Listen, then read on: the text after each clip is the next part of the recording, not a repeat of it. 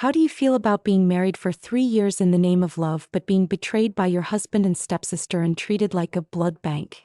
It's like being betrayed by the world and killing your own flesh and blood.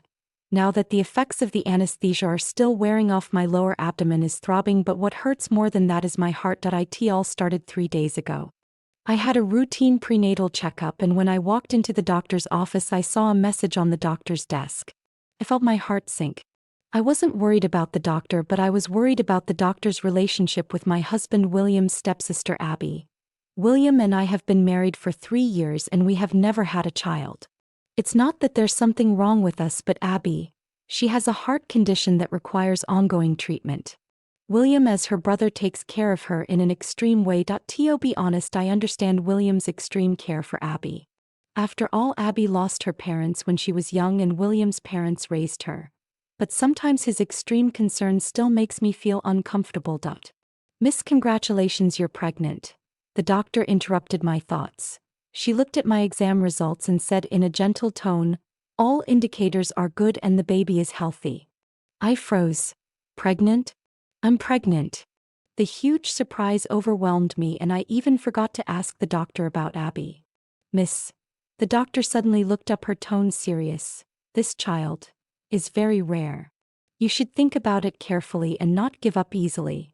She looked at me in a way that was meant to convey something, her eyes full of pity. At the time I didn't think much of it, just taking it as the doctor's professional habit. After all, for elderly mothers every child is precious. As I left the doctor's office I couldn't wait to tell William the good news. But before I could dial his number I saw him. He was standing at the end of the hallway holding a bouquet of lilies. I frowned. I'm allergic to flowers, especially lilies, and he knew it. "Camille, what's wrong?" He came up to me quickly, his face full of concern. "How did the test results go? Is the baby okay?" His tone was gentle and his eyes sincere. At that moment I almost wanted to drown in his tenderness. "The baby is fine," I said with a smile, trying to suppress my inner unease. "The doctor said it's a very healthy little guy." William embraced me, his strength almost taking my breath away. "That's great, Camille, you're amazing. I'm going to be a father." He whispered excitedly in my ear, "I love you, Camille, I really love you." Everyone around us looked envious and some even whispered, "Look at how much the couple love each other." Yes, how much they love each other.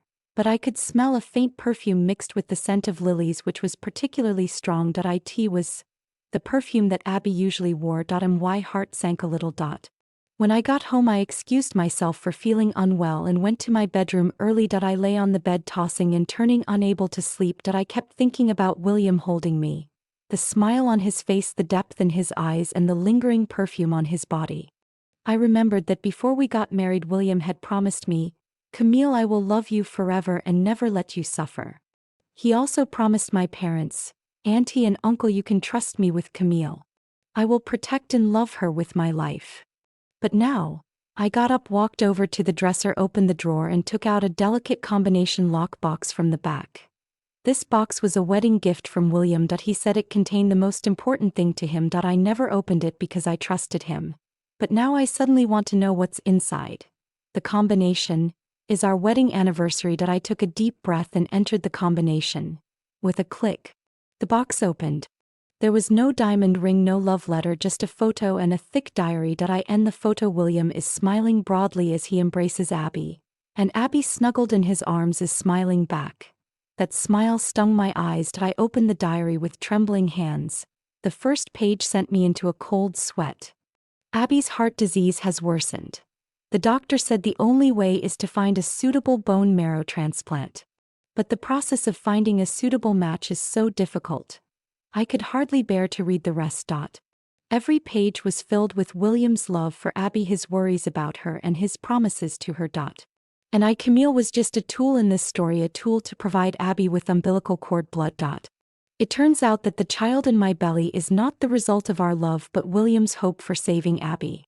The doctor said that the child was precious and shouldn't be given up easily. It turns out that she knew the truth long ago and I, like a fool, was kept in the dark. I suddenly felt very ridiculous and very sad.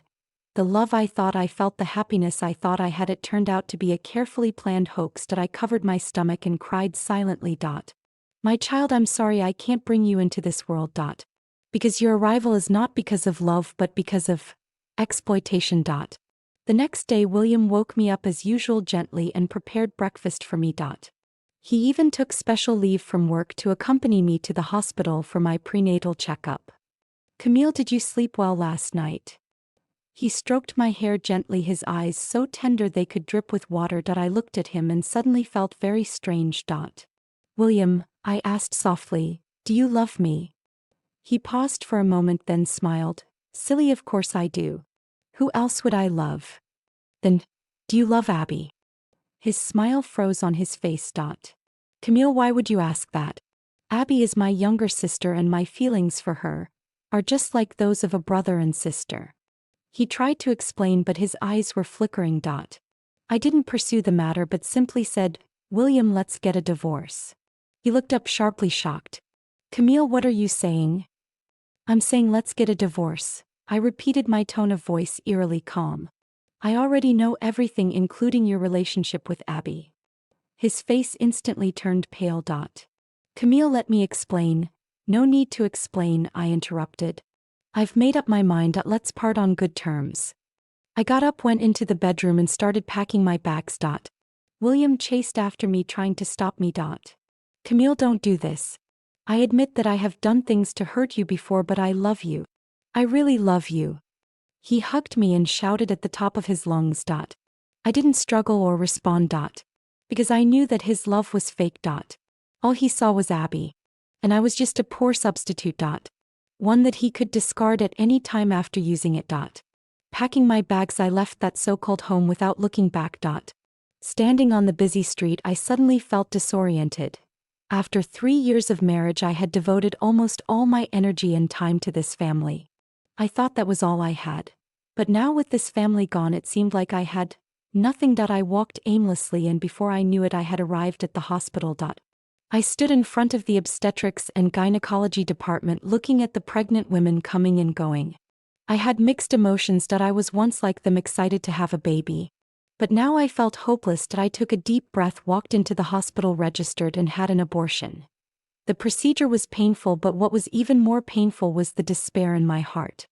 After the procedure, I felt empty, like a part of me was missing. I sat in a corner and looked at my phone, wanting to call my family, but I didn't know who to call. My parents are getting old and I didn't want to worry them. I didn't have any friends to confide in.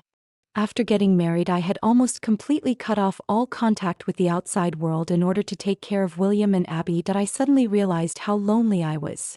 Just then my phone rang. It was William. I looked at the name flashing on the screen, hesitated for a moment and then picked up the phone. Camille, where are you?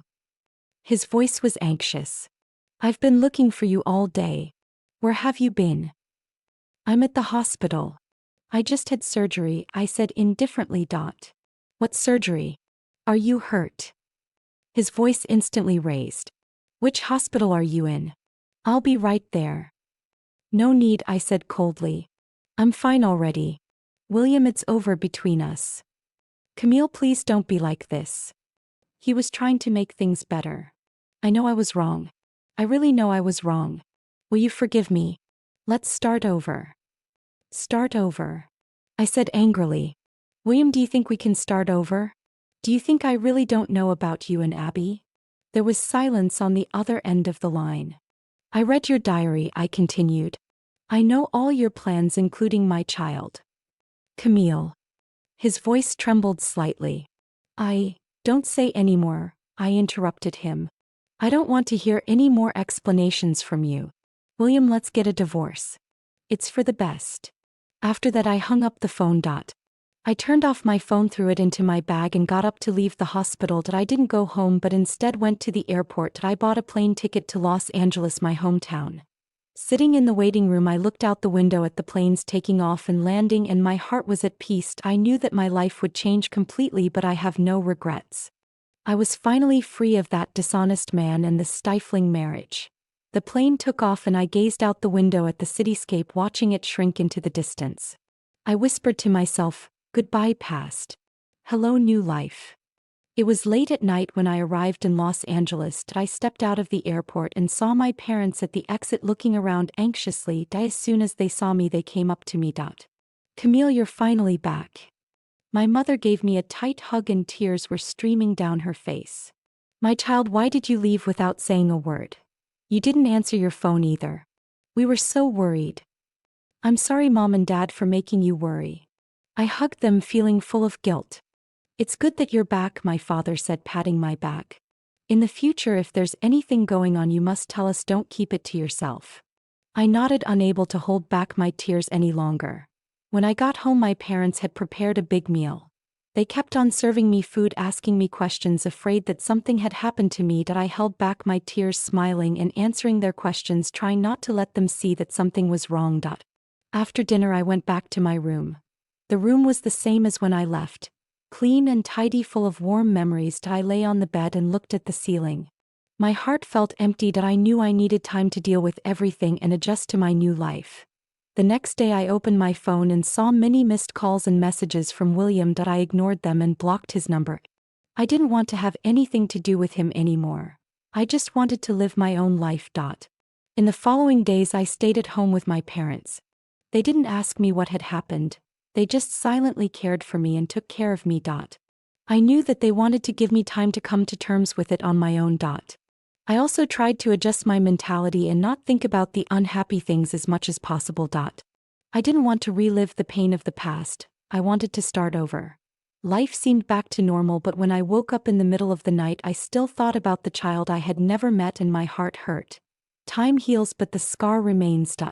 A month later, I got a new job as a translator for a foreign company. The work was busy, but I really enjoyed it. I liked the feeling of being fulfilled.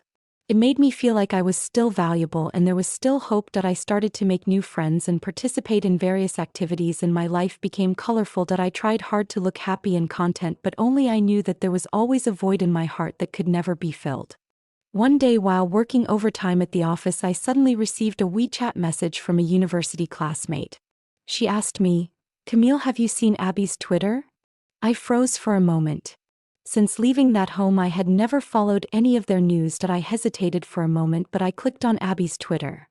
The latest update was an ultrasound photo with the caption, "Thank God for giving me the best gift, my little baby. Mom and Dad love you." Below the photo were a bunch of likes and comments wishing her well. I looked at the photo and felt a sharp pain in my heart. Was that William's child? I suddenly remembered what Abby had once said. Her greatest wish was to have a child of her own. But her health condition simply did not allow her to get pregnant. That was why I dare not think any further, for I fear I will lose control of my emotions. I silently closed Twitter and continued with my work. But my heart could never be at peace again. In the evening, I returned home. My parents had already finished preparing dinner. They saw me return and greeted me with a smile. "Camille, how was work today? Were you tired?" Mom asked with concern. "It was fine, I'm not tired," I said with a smile. "Mom, you don't have to worry about me.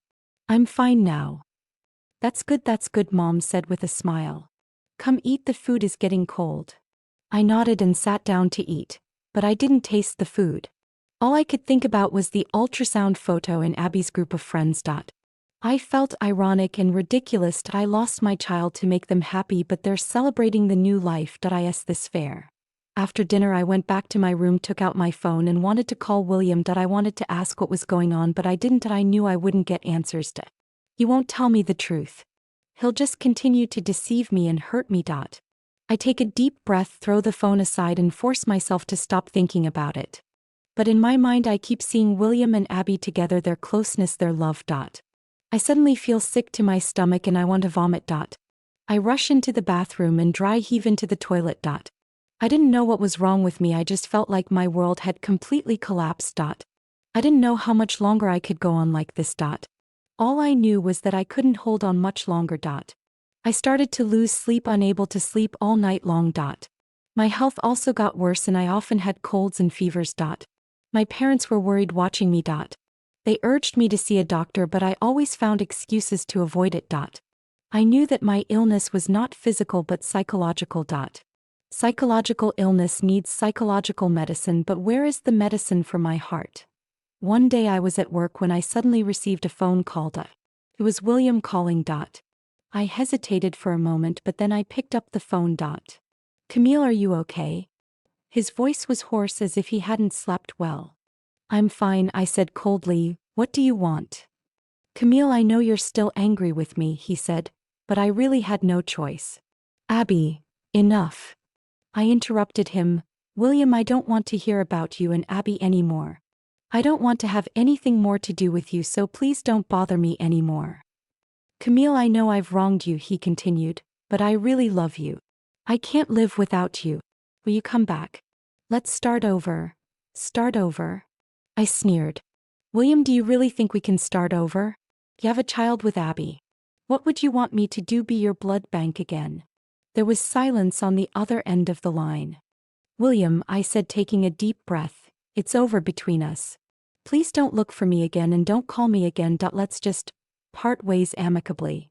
After that I hung up the phone. I put my phone in a drawer and tried not to think about it. But I felt like my heart was being torn apart and the pain made it hard to breathe. I don't know how I got through that day. I only know that when I got home I was completely exhausted. My parents were shocked to see me like that. They immediately took me to the hospital where the doctor examined me and said that I was suffering from overwork and that the combination of overwork and stress had weakened my immune system. The doctor prescribed some medicine and told me to rest. Lying in the hospital bed, I looked out the window at the night scene and felt helpless. I didn't know what to do and I didn't know how much longer I could hold on. I felt like running away from all this pain and suffering. But I couldn't.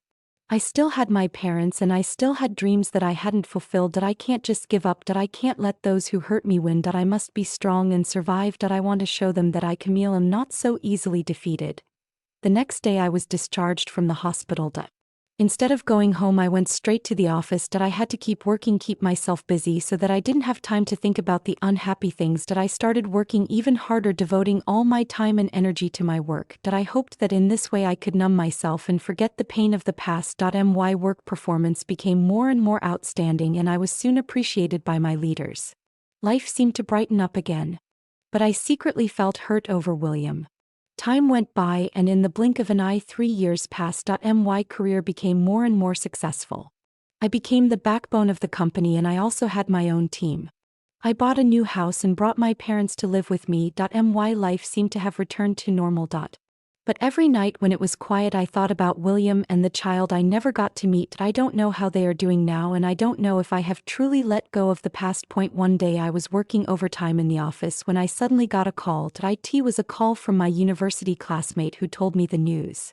William's company went bankrupt and Abby was admitted to a psychiatric hospital due to a nervous breakdown. Hearing this news I was stunned. I never imagined that they would end up like this. I don't know what I felt, sympathy, pity, or schadenfreude. I suddenly felt very confused. I don't know what I have been working hard for these past 3 years. Is it to get revenge on them? But now that they have been punished I don't feel any joy. I feel ridiculous. I wasted 3 years of my youth on someone who doesn't deserve it. I take a deep breath, throw my phone aside and get back to work. But my heart can never be at peace again. I end the evening, I go home and my parents have already finished dinner. They see me and smile and ask me to eat. Camille, how was work today? Were you tired? Mom asked, concerned. It was okay. I'm not tired, I answered, smiling. Mom, you don't have to worry about me. I'm fine. That's good, Mom said with a smile. Come on, eat, the food's getting cold. I nodded, sat down and started eating. But I didn't taste anything.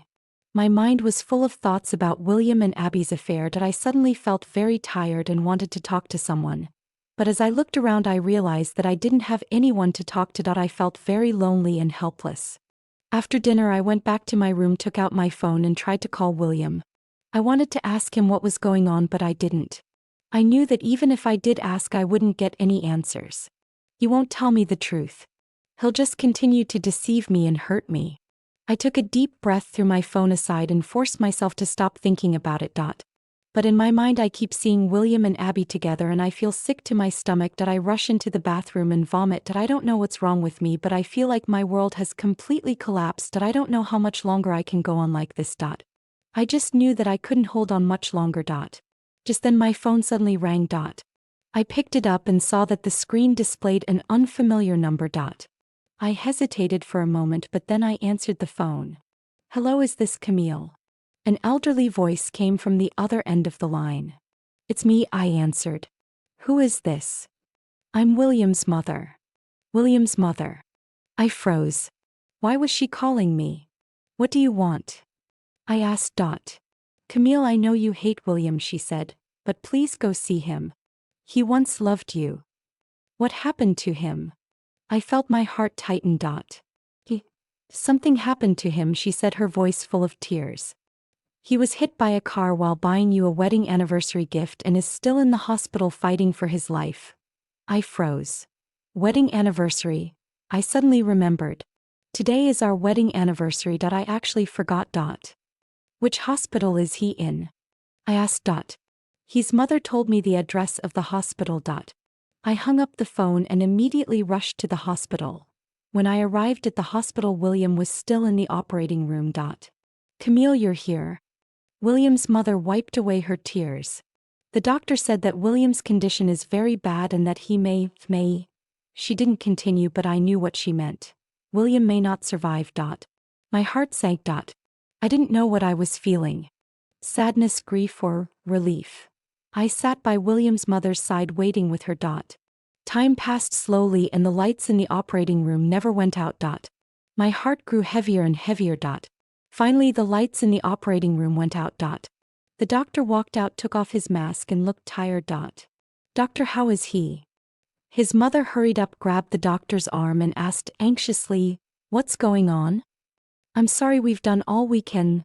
The doctor shook his head. The patient's injuries were too severe. We were unable to save him.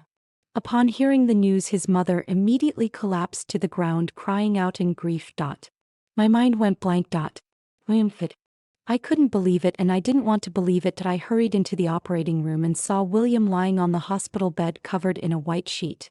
With shaking hands, I lifted the sheet. I saw his pale face, his closed eyes, and I saw eyes that would never open again. I couldn't hold back my tears any longer, and I cried uncontrollably on top of him. William, wake up. You said you would love me forever. You said you would make me happy. Why did you lie to me? Why did you leave me? I cried out, but he could no longer hear me. My world had completely collapsed. I don't know how I left the hospital. I only know that when I got home it was already dawn. I locked myself in my room, not eating, not drinking, not sleeping. I didn't know what to do, and I didn't know how much longer I could hold on. I suddenly felt that living was really